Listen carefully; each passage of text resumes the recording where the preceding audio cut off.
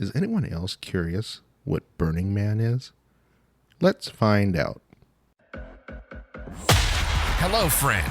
You're listening to the Edited for Content Show, a place where we try to understand a topic by extracting truth from theater. If you like this podcast, let me know, share it, and come back again.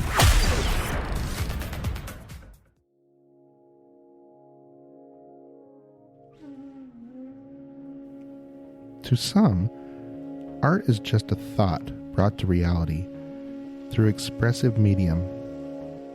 Some use photography, some paints, others interpretive dance to share their creative vision. On a rare occasion, art goes from a singularity to a towering inferno, a mecca of creativity and self-expression. One such oasis of nonconformity is placed once a year in the desert of Nevada, Burning Man.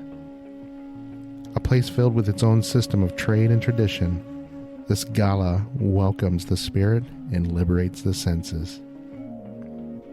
But if you've never been there, what is Burning Man really about? Let's find out. From California to the Far East, my guest has been a teacher, writer, and an artist with appearances at Burning Man. Welcome to the show, Jenna Lynne. Thanks for having me, Earl. When did your passion and your identification with art kind of first start? When did this whole thing start for you? That's such a funny question. I was a film geek as a kid, and I always felt like I wasn't cool enough for that realm. And then I got into writing. I had a great writing teacher in high school called Bob McHeffy, and he's, I think, still teaching, and also Dennis Wimes, who's passed. And they both really inspired me to just love writing. And that's where I began to start to feel like I can call myself a writer, which was the first artistic word I called myself. And now I do performance art, and I've helped a lot of people on big art projects. And I'm also a tarot reader, which I consider to be an art form. And I'm also a teacher, which I consider to be an art form. So, everything becomes art once you start expanding your perspective on approaching things artistically. Oh, yeah, absolutely. And so do you teach tarot, or do you teach art, or what do you teach? I teach tarot reading, and I also teach intuition coaching, like helping people access their intuition. And I have been a teacher of English as a second language in the past, which I no longer do, but I really learned a lot of skills while being in the actual educational system. Oh, wow. Yeah. And where were you when you were teaching English as a second language? I started in Taiwan, in Taichung, Taiwan, which is the second largest city just south of Taipei. And I was there for 2 years, and that's when I found that I really enjoyed teaching and had a knack for it, and then came back and started a school who then hired me to be a service learning coordinator, where I designed curriculum that helped international students access volunteer opportunities in Portland. Oh, wow. And I was part of our program by the time I left it, and there's been more since then. We facilitated 34,000 hours of volunteering for international students in Portland by the time I left. Wow, that's huge. Yeah, it was a lot. It felt really good. So I knew a lot of nonprofits in town. Isn't the population of Portland 200, 500,000 or something like that? I mean, it's not a million. It's I haven't checked since we exploded, but it was 500,000 before the explosion. And then we really got hit with a huge influx of people, and that slowed down a lot. So I don't know where we're at right now. Well, yeah, but I mean, 30,000. I mean, I'm just doing the math here, and I'm like 34,000 hours. I mean, you get groups sometimes of 50 kids who come in and all do 3 hours, and then that makes 150 hours real quick, though. So that's how it adds up. Wow, that's still a lot. So when did you first learn about Burning Man? So I went to it's funny, I went to a documentary film fest in LA, and it had a documentary about Burning Man at it that I missed, but I got intrigued at that point of what is this thing? And all these weird people showed up for that. And I'm sad that I didn't go. And then I was living in New York City working in film and watched that same documentary on TV a couple years later. And I immediately got just electrified and was like, I just started panicking. I was like, I've got to go. I've got to go. And then I called my friends in San Diego who were all kind of stoners and were like, yeah, I don't think I'm going to, they weren't that into it. And I was like, I have to go. But that was 2000, probably 3, I'm guessing. And then in 2004, I decided to leave film because it's kind of a toxic industry of art. And I moved to Taiwan to go have a worldly experience. And I moved in with this pair of sweet guys. One was gay and one was straight, Ryan and Thomas. And Thomas was the snarkiest gay man you've ever met. He was snarky about everything, but he had deep reverence and was never snarky about Burning Man. And he would talk to me about it all the time. And so I just started getting intrigued and he kind of became my tour guide as to how to prepare for it, what sort of things I could buy in Taiwan that I could bring to Burning Man that would be neat treats to give out there because it's a gift economy, what to wear, make outfits beforehand to make it more fun. And Taiwan's a really amazing place for shopping for Burning Man because it's affordable and it has outlandish stuff you can buy. A lot of creative art happens in Taiwan too. And so I flew home from my brother's wedding in 2006 and got in touch with a friend who was going and said, I want to join your camp. Is that okay? And she was amazingly welcoming, Nikita, amazing woman. And she was like, yep, I got a bicycle for you even. I went straight to Burning Man. And then I went to San Francisco after Burning Man and flew to Bali and traveled for a year and a half through Southeast Asia and India after that. So it was really a big adventure in my life. Oh. It started with Burning Man, and then 2 years later, I went back again. Oh, wow. So, you said when you were younger that you had this desire to be in film, and then you got there and it was toxic. Yeah. Was that like the biggest bummer of all time? Like you went from like this childhood dream of like, I'm going to be in the movies, and then you get there and it's like, yeah, I'm not going to do this. It's a bummer, but it's also something that the film industry itself talks a lot about. So the producer of that movie, any movie about film talks about its own toxicity.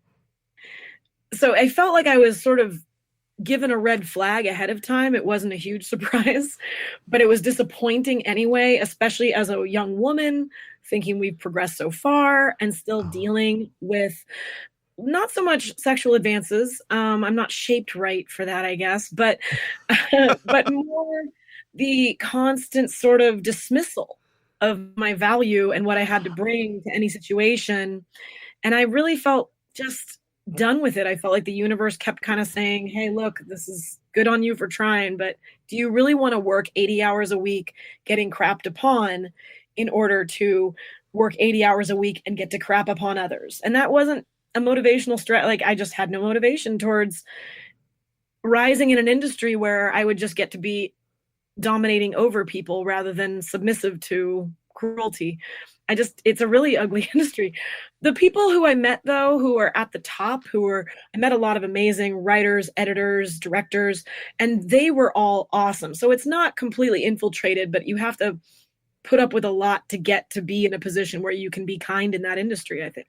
So basically you weren't valued for what you were bringing to the table, and I think that's terrible because you probably had some great ideas that would have probably, enhanced the project.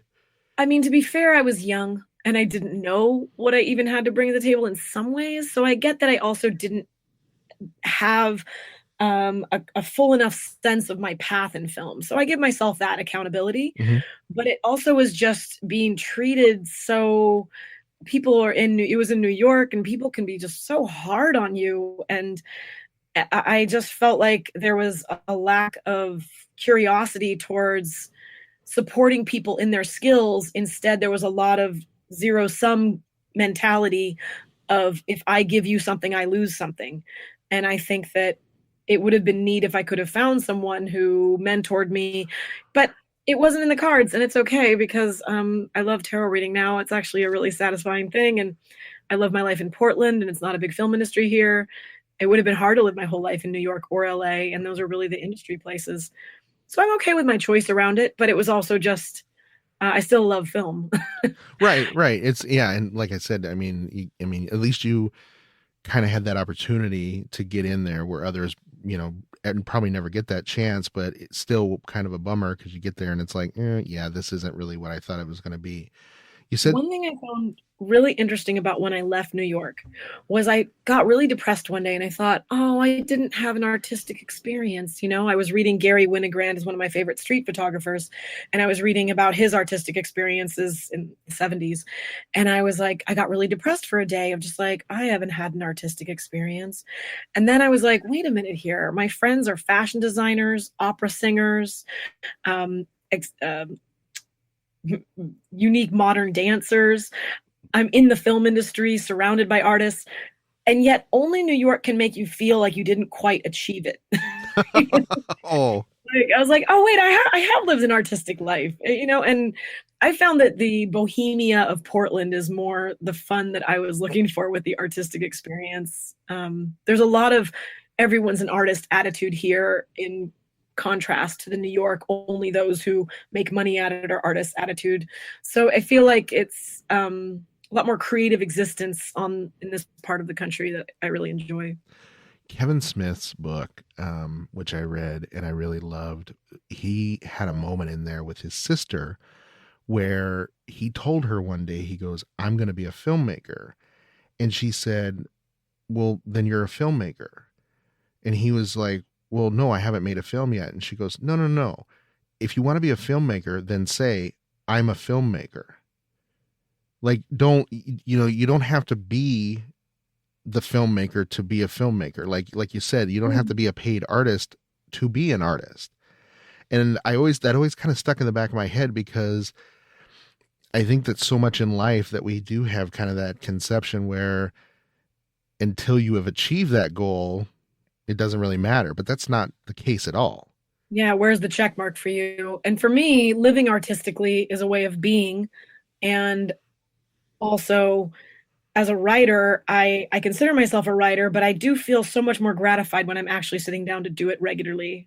Oh yeah, absolutely. So if you're a filmmaker, you can say that before you get there, but I also feel like it'll feel like a deeper, more powerful truth if you actually are picking up a camera and editing things together regularly.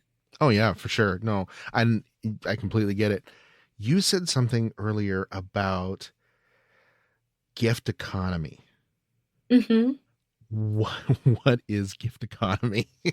So there's 10 principles of Burning Man, and one of them is a gift economy. So that's this idea that everyone brings a sustainable amount, because another principle of Burning Man is self-sufficiency, self-reliance. So you create enough self-reliance for yourself, but you also bring with you something to share. So when I go to Burning Man, at the beginning, when I was in Taiwan, they had great face masks, because they had been through a respiratory illness already, right, of swine flu, I think. And so they had been through something that had given the masks. I think that we're going to have a mask thing happening, I hope, in America after this, where people wear masks out of choice when they get sick because it just keeps everyone else healthy. So right, that's what Taiwan culture is already like. And they had these outrageously funny, silly, bright, colorful masks at like $0.25 a piece. They were so cheap. So I went cloth ones. So I went and just bulked up and I bought like 50 or 60 of them. And other little trinkets that I thought would be fun, like ashtrays that you can keep on a keychain and, just little fun treats that could be useful, practical items, because the dust storm's there. It's good to have dust masks. So I collected those and I gave those out my first year. A lot of people bring stickers that commemorate the year itself, or necklaces and shirts and bandanas. And so there's some commodification in that, but I personally shifted into doing tarot readings for people. And so the idea is I don't have to give everyone a tarot reading who gives me a trinket. It's not a give and take, like you give me something, I give you something. I'm just gifting this thing, and whoever gets it, and I receive whatever comes my way. Okay. All right. So I have chased down some good swag on occasion where I'm like, I need that necklace. I'm going hunting for it. Where's the Vomiting Sparrows camp? The Vomiting Sparrows camp? Yeah, they're a good bar. So my first camp was with David Chan, and that was with Nikita and a really neat group that came from across the West Coast. It was very all over the place. And then the next 2 years I was with Burners Without Borders. So Borders Without Borders started in 2005. During Hurricane Katrina, Burning Man was happening. Mhm. And a group of people said, look, we've got all this survival gear with us. We're all ready to camp. Why don't we do a caravan down to New Orleans, down to Mississippi, and just help out? Let's just show up and help out.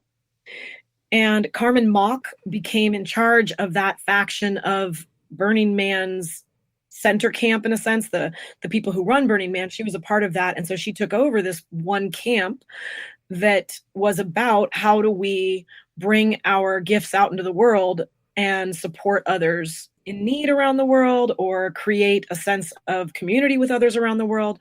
And so my second burn was at Burners Without Borders camp, who I had run into in Mississippi and done some projects with them because they had gone down there for a reunion. I showed up and helped out with a little bit of work they were doing, and then camped with them in 2008 and 2009. Okay. Which is a big theme. It's a theme camp, and it's a big camp to build because it's just, they had a lot of infrastructure and things, to a deck on top of us. What do you call it? What do they put on trains for storage? Like a boxcar thing? A boxcar, yeah. So they have a boxcar and then a deck that we had to build on top of the boxcar. And oh yeah, because it's like open at the top or whatever. Mm-hmm. Oh, okay. And then I gained by 2010, I gained friends in Portland. I got here in late 2008 and gained a lot of friends in 2009. And then in 2010 and 2011, I camped with Mallard, which was there's a lot of duck themed camps. And Mallard in 2011 brought a piece of large art to the playa that was, pretty close to the man out in the center. So it's shaped like a C. The whole city is shaped like a C, a grid in a C shape. Okay. And then there's a thing called the playa, which is the center of the man is at the whole city is on a time scale. So it goes from 3 o'clock to 9 o'clock. Oh. So it makes a clock. And so the man is at the center of noon. And then deep playa is outside the edges of the sea on the open end of the sea. Okay. So the C shape. Right. So basically, we brought art that was in the center of the sea, in the circle of the sea, so we have a certain language, of course, that comes out of this culture we build. And the playa, it means beach, right? But basically it's it's not sandy though, it's dusty. Right. We're in a dry lake bed where people normally do land sailing. So you can go very fast in the wind because of the dust storms and the wind out there. Okay. So basically, this huge dried lake bed is made of alkaline dust. And then it's very flat. Mm-hmm. And they build the city facing a certain direction, probably even because the wind always goes the same direction across the city. And the C shape in the center of it is open playa, is open land. Right. With lots of art projects mingled into it. And then outside the sea, on the open end of the sea, is called deep playa, and there's tons of art projects out there. There's it's huge expanse of land, and then you finally end at what's called the trash fence, because it's a plastic fence that captures all the trash. Oh. And so the trash fence is pretty far out, and you can ride your bike to there, but if you go outside the trash fence, it's dangerous because you can get lost in this expansive desert. It's incredibly dry. You need a lot of water, and you might be high. Who knows? That's part of it. Right. And they won't let you back in. There's no wristbands at Burning Man, or there wasn't when I was there. So, because I haven't been since 2012, but I'm very much deep in the culture and kind of know how it's shifted. But the idea is you stay inside the parameters that are created so that you can explore freely and safely in the desert, which is not really possible if you're on your own. You're listening to Edited for Content, separating truth from theater. Hey, I'm your host, Wes. And I'm your host, Scott. And on our show, Hanging at the Barbershop, we use what we like to call the Jerry Seinfeld format. That is, we're a show about absolutely nothing, which really means we talk about everything and anything. Our wives told us we had a face for radio, but none of them would hire us, so we're going it alone. From beer reviews to weird news, road rage to nerd rage, we talk about it all. If nothing else, we think we're entertaining and we hope you do too. And hey, if you learned something along the way, then we've done a job we never set out to do. Hanging at the Barbershop is available on all major podcasting platforms. And please like us on Facebook and follow us on Instagram and Twitter. Hanging at the Barbershop is a Sawcast production. Hey, it's Jay Sheldon from the I'm Not Wearing Pants podcast. When you're done listening to this great podcast, why not stop by and check out I'm Not Wearing Pants? We chat about things I find on the net that amuse, inspire, or even tick me off. And we read books, too. You'll find me on whatever platform you're listening to this amazing podcast right now.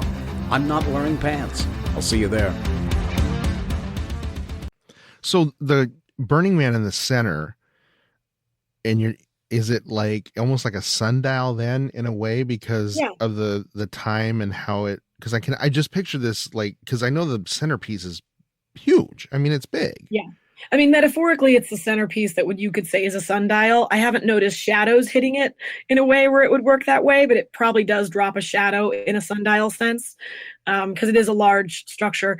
They haven't been allowing people since 2017 to be climbing on the man. You used to have access to go up and climb up on, not on top of the man part, but there would be a zone underneath it that was a structure building up to the top of it. Oh. And you could go in there and there would be an art piece inside there. And in 2007, during the Green Man, which was a environmentally conscious one, a mentally ill man went and burned the man on Tuesday during an eclipse of the moon, I think. Not 100% certain on that, but something like that.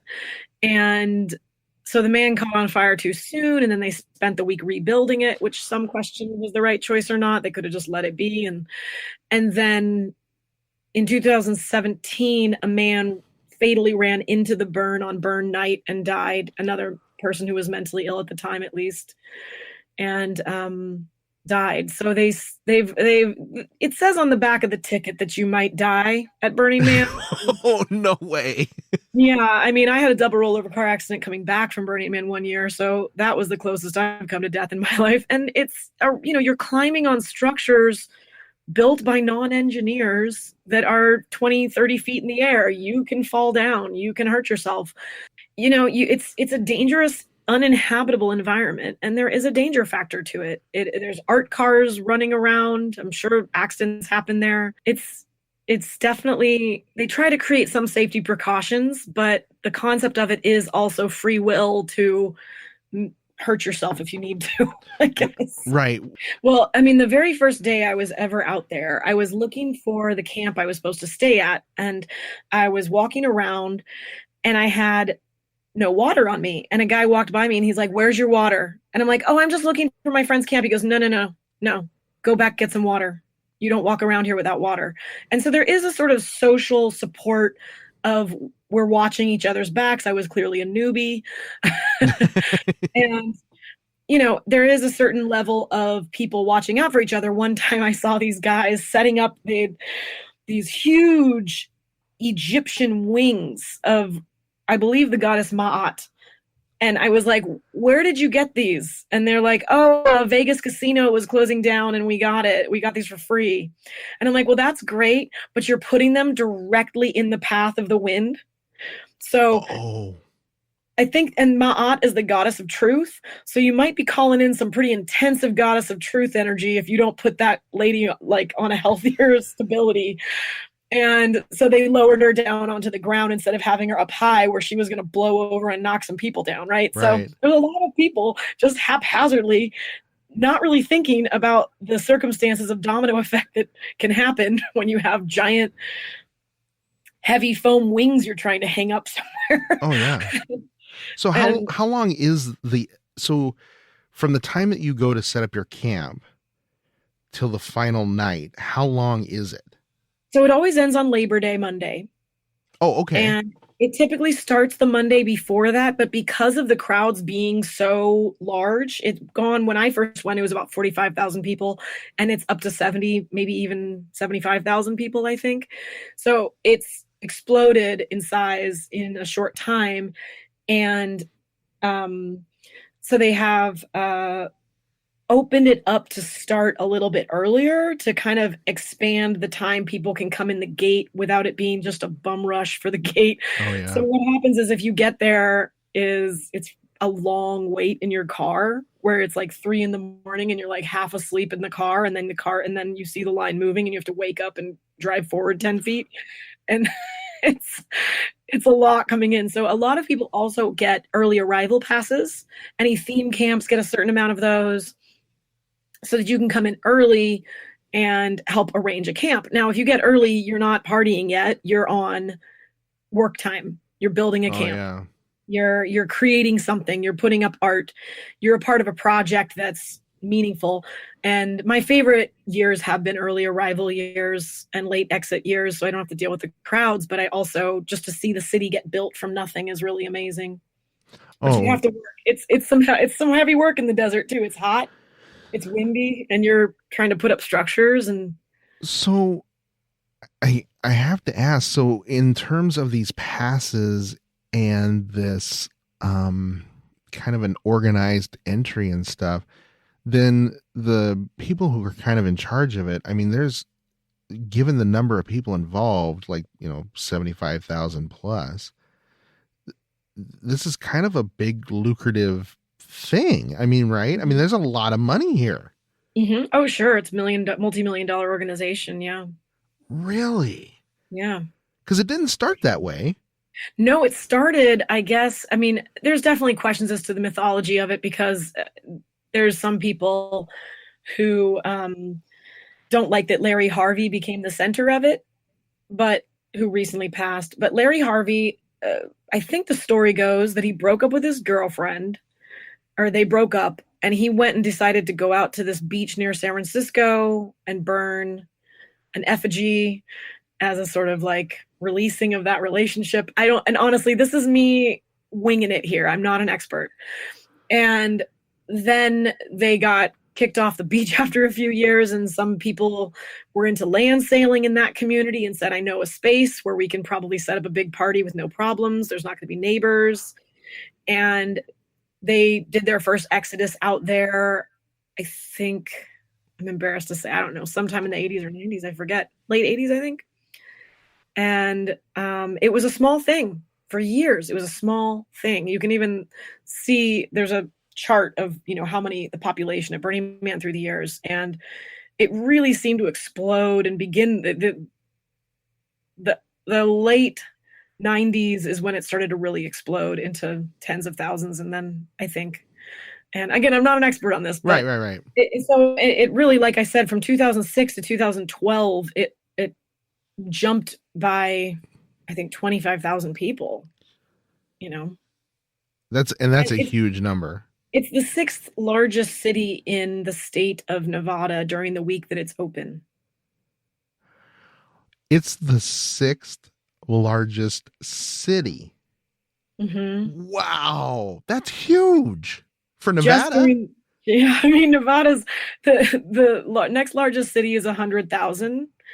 The 5th largest city is 100,000, and then the one after that is like 50 or 60, and so we're right in there. For a festival, in a way, I mean, it's more than a festival. I think festival kind of is like a really butter over kind of term for it, because it's much bigger than that. But for that type of gathering that's a little over a week long, that's a significant gathering. So do's and don'ts. Oh, yeah. What are the rules of Burning Man? So we have the 10 principles, which I would love to also I appreciate that they have these 10 principles. And one of them is about participation. And I'd say the 10 principles are the do's in a big way. Mm-hmm. And so gift economy is one of them. decommodification, which they work on. That's a challenging one, but they don't want advertising. There's no advertising out there. And radical inclusion, that you are accepting people you wouldn't normally feel comfortable accepting. Like, what's neat about Burning Man is the community sense out there, that you have people who are geeks and punks uniting, although that's pretty common sometimes these days. I'm trying to think of more disparate groups, but that you have different subcultures who are being respectful and inclusive of each other. Radical self-reliance, that you have all your stuff to provide for yourself. Radical self-expression, that you are pushing your own envelope. And one of my favorite art pieces I've seen out there, that's just some dude made this happen, was a guy was pushing with a broomstick a like 10-foot by 5-foot envelope. He was just pushing an envelope around. And that's really, to me, a great signature statement about what Burning Man should be about, that you should go out there and push your own comfort zone. And so whatever your own self-expression is that you wish you could try out, it's a great place to try it. Because of that, it's incredibly important that you're not taking pictures of people and posting them without their permission. But don't even take pictures of people you haven't asked permission of in the first place. Consent, I would say the number one do of Burning Man is consent. You don't presume everything's okay just because there's a freedom there. You ask permission to touch someone. You ask permission to, kiss someone. You ask permission to sit in someone's art piece that maybe isn't meant to be climbed on or sat upon. There's usually a minder at many of the art pieces you can ask. So the idea is that radical self-expression, people are pushing their own limits, and they might have a secret life that they're expressing here. So you want to be really respectful that you're not bringing that out into the world that they're going to lose their job over. So consent, I think, is my biggest one. One time, a young guy at my second or third burn, I was sitting in a petri dish of stuffed animals designed after different diseases. And a guy took a picture of me, and I was like, whoa, no, you don't get to do that. And your foot gets what's called pliified out there. It can get kind of gross. Mine wasn't too gross, but your feet get really dry from the alkaline dust. And I was like, hey, you need to kiss my foot now. And you're deleting that picture, as a sense of like, there is a consequence for not respecting someone's boundaries. And he did, and he was very nice and deleted the photo. And I was like, I know you're new at this, so just please be respectful of your photography this week. The other thing is communal effort and participation are part of the principles. And that's that idea that we're all bringing something together and working as a community, but also participation is that you're not a tourist. You're not just looking and taking pictures and getting your Instagram chart filled up. You're you're actually bringing your own art, bringing gifts, helping other people with their art, being involved in a real active way. That's super important. And I just pity people who don't do that, frankly. I think they're just so missing out on the point. Civic responsibility and leaving no trace are some principles that are great around, like, you're accountable for your responsibility. You're technically not supposed to break laws. And in general, that's a good rule. Right. Obviously, there's one big one that gets broken often. But that's changed a lot too with the passing of laws and things. I mean, some of the harder stuff obviously isn't legal, but in terms of grass and, marijuana and stuff in Nevada, I think it's legal now, if I'm not like. It is now. Yeah. But back in the day it wasn't, but I mean, so at least that part's been easier. Yeah. And during 2010 to 2012, there was a huge police influence, and there still is, larger than there used to be, but those 3 years were especially heavy. So there is a police out there. There's actually, and one more of the principles just to mention is immediacy, which speaks to just also being in the moment is a really key part of being out there. But the police situation, I have been ticketed. Well, I didn't get ticketed, but my group got ticketed for marijuana in 2012.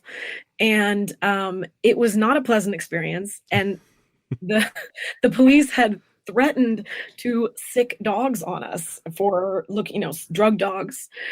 And were aggressive, I felt, not physically, but verbally. Right. And luckily we only got, a marijuana charge, and they then, right as we finished with signing the, like, yeah, we're paying you $500 thing, up walks Mr. Friendly Cop, who's covered in swag being like all the little pins and stickers.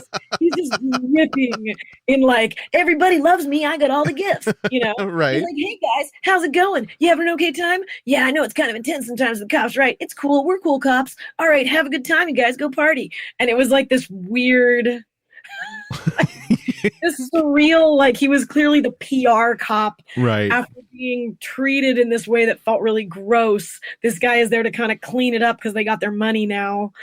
And it was like a $500 ticket, And see, for me, that's kind of, they were BLM cops, and then there's local cops. So there's, yeah. What were you gonna say? no, I was just gonna say, like, to me, that's low hanging fruit. Like, that's like going to Woodstock and saying, we're gonna see if there's any drugs here. Like that's the lowest hanging fruit of And I think BLM in particular, it's, from what I understand, it's better to get caught by BLM with something like that because they just want your money. Right.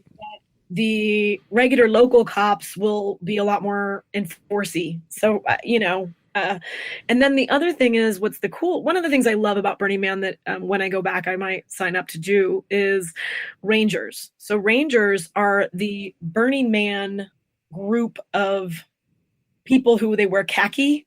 So you know how to find them. They wear like khaki hats and sorry for all you British people out there, so we call it, and khaki shirts and khaki kilts or pants, and they look like park rangers, and they're the police who will walk up to you and go, hey guys, you're smoking marijuana right out in the middle of nowhere. Maybe you should be taking this into your camp zone where they can't go. If you're inside a camp area, they're not allowed to it's trespassing technically because that's your territory. And so they'll come up and kind of give you hints of like, hey, your behavior might get you in trouble with the real police. So, But more importantly, what the Rangers do is they help people who are having altercations. They calm things down. They support women who sadly have had a sexual assault of some kind, which of course can happen. There is a large consent culture there, but there's also people who break it. And there's a lot of boobs out. So, people misunderstand what that means sometimes. So Rangers are going out and helping people who got too high, talking them down. They just are like your friendly, local, supportive do-gooder Boy Scouts and Girl Scouts, Right. And it's funny because sometimes you'll see a Ranger car speeding across the playa with a cop car right next to it, and they're kind of racing each other to get to the scene of something.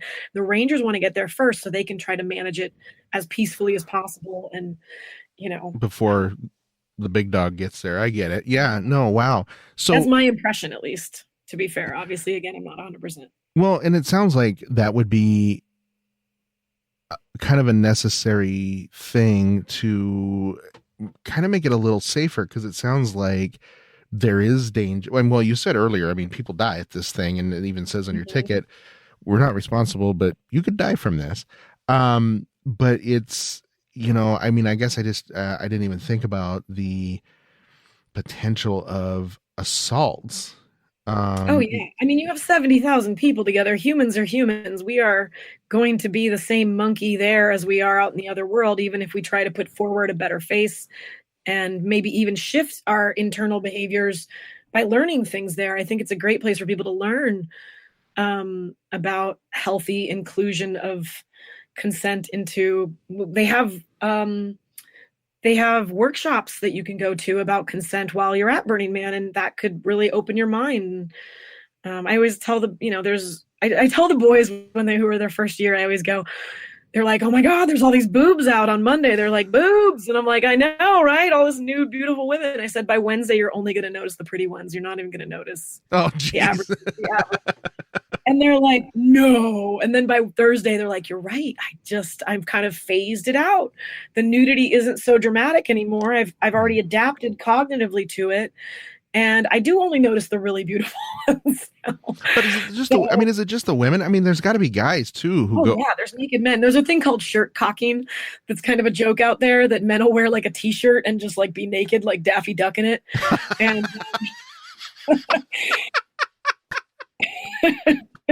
Daffy Duck. Oh my God. So that's called shirt cocking. And yeah, I mean, there's lots of naked men out there. There's lots of naked women. It's just, absolutely there's problems. And there's, we have consent camps where you can go and talk about consent. There's we have to have that. I mean, men aren't going to change just because they went to a enlightening festival. They were #MeToo in it way before that ever hit the streets, Oh, wow. And I guess, it's funny because it's been a long time since obviously I thought about Daffy Duck, but because you're right. Oh yeah, the dude didn't wear pants. That's funny. And I guess, so, and of course I'm thinking of the sand blowing, right? So I'm thinking man, I don't know. It's more dust. It's like a white dust. Yeah, but I don't know if I want to get sandblasted on my junk. I got to be honest. It's not sandblasted. It's more like having the powder women put on their faces. It's like that kind of powder. Oh, so it's not really super really coarse. Fine. Okay. Very fine. So yeah, when you first get there, people will have you get out of the car and roll around if you're a virgin, not like sexual virgin, but if it's your first year at Burning Man, right. They'll have you get out of the car and you're supposed to roll around and then cling a bell. I don't know if they do that anymore with the amount of people coming in, but that was how it was when I first came. And it's a thing to come to peace with the dust. You just come to peace with it. And Burning Man has actually expanded long past the border of Black Rock. Well, Black Rock City is what we call the name of the city. But yes. Yeah. Oh, I see what you're saying. I'd say if you're curious to explore Burning Man, go to a regional. A regional is probably more close to the original Burning Man experience because it's local community, bringing their own art projects, participating and working together to create a fun party that's reflective of the Burning Man culture and credo, but is your community building something together rather than this esoteric other community. One of my friends who brings large art projects every year, I question people on Facebook and I was like, hey, how has Burning Man changed? And one of them, her name's Anne, and she brings large art projects. She said people are asking less questions now. And I thought that was really interesting that she said, as a small-time family farm artist, we have a great time bringing out stuff when we can. And the chance to experience the epic art is amazing. It's definitely not the same as the rich array of smaller, wacky projects that we had in previous years. The crowd is different too, more Kodak photo moment visitors for us who got a photo of themselves and moved on, and fewer people who are truly interested in what we do and wanted to talk about it. So you mentioned the Victorian house people. Right. I hung out with them for an hour. I didn't just get on their house. You can't do everything at Burning Man anyway. You don't just go around snapping photos of everything unless that's your practice for the day. Mm-hmm. I get on the Victorian house and I hang out and I talk to the artists who made it for a little while. I forget their names because it was 10 years ago, but you want to interact. Right. And that's a form of participation, is just learning how this thing came to be. And why did they do it? And it takes a huge amount of money to build something like that. So oh yeah, time and effort.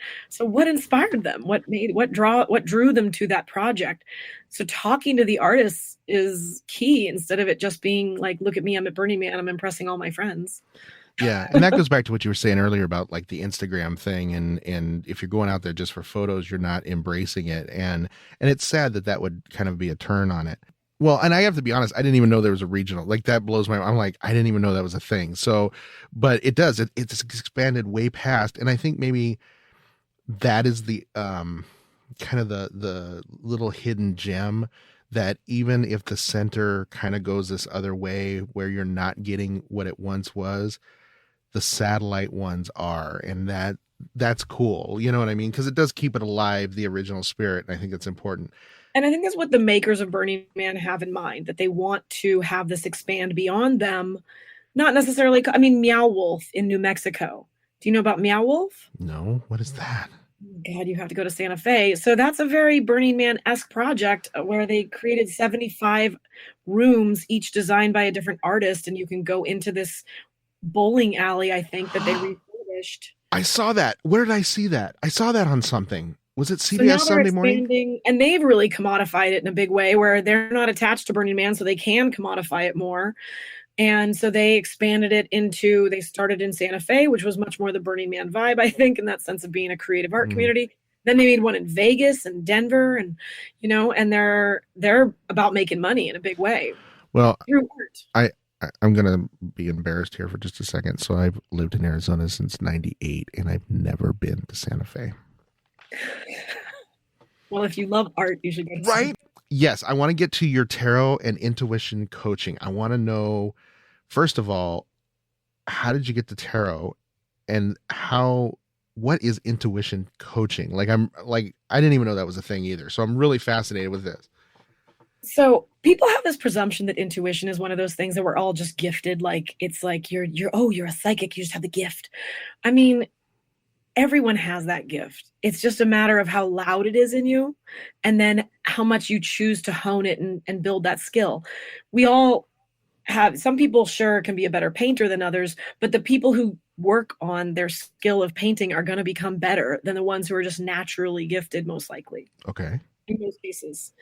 So intuition coaching is when I sit down with someone and I try to learn how and why they want to use their intuition and get them into a state of practicing self-trust with different techniques so that they can really hone in on listening to themselves and trusting their gut. Most CEOs say that they think from their gut and that they make intuitive choices all the time. And they're the ones making all the money. If we all were to start accessing our own gut instincts, our trust of our choices based on this feels right to me on a deeper level than emotional or mental, then we can begin to access our higher self and I believe our best choices. And I think make better choices for the world because I personally believe intuition comes from a place that's can be for the good of all. Instinct might be more selfish. Intuition to me is what is for the greatest good here. And so through I became a tarot reader. I started reading when I was 15, when I got a reading in New Orleans with this guy named Jarek, who was kind of an interesting, curious character who had curly blonde hair cut to his shoulders square away and weird little bangs and wore a medieval outfit. And I'm like, this is a weird dude.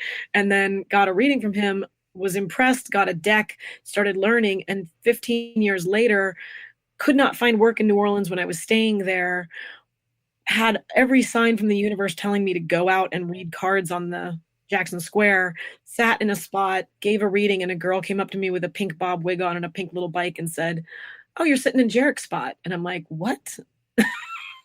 She's like, "Oh yeah, he's not here on Sunday nights, but you're in his spot." So I had chosen the same location of the person who gave me my first reading. Oh, wow. And I just felt like it was magical, and it is a form of magic. And so for me, what I love about tarot reading is it's empowering people to access magic in their life and trust that magic is possible. And I think a lot of that I gained from going to Burning Man and experiencing the magic there. And although it's uncomfortable magic sometimes. And what makes it uncomfortable?